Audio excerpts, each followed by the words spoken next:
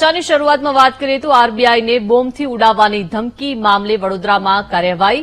વડોદરામાંથી 3 યુવકોની પોલીસે અટકાયત કરી લીધી છે. પાદરામાંથી 1 અને પાણીગેટમાંથી 2 યુવકોની અટકાયત કરાઈ છે. મુંબઈ ક્રાઇમ બ્રાન્ચ અને મહારાષ્ટ્ર એટીએસનું સંયુક્ત ઓપરેશન. તો મુંબઈમાં 11 સ્થળોને બોમ્બથી ઉડાવવાની ધમકી આપવામાં આવી હતી. તો આરબીઆઈને બોમ્બથી ઉડાવવાની ધમકીના મામલે વડોદરામાં કાર્યવાહી જોવા મળી રહી છે.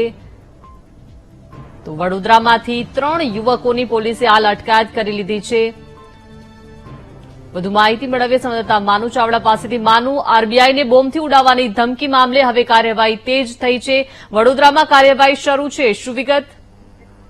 દીપિકા, આરબીઆઈને બોમ્બથી ઉડાવી દેવાની જે ધમકી આપવામાં આવી હતી એના મામલે તપાસનો રેલો વડોદરા સુધી પહોંચ્યો છે.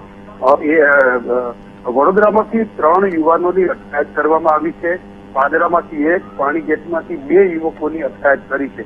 મુંબઈ ક્રાઇમ બ્રાન્ચ અને મહારાષ્ટ્ર એટીએસનું આ સંયુક્ત ઓપરેશન છે.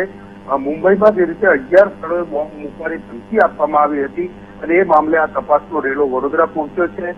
વડોદરાના પાણીગેટ વિસ્તારમાંથી 2 યુવકોની અટકાયત કરી છે. આ ઉપરાંત પાદરામાંથી 1 યુવકની અટકાયત કરી છે.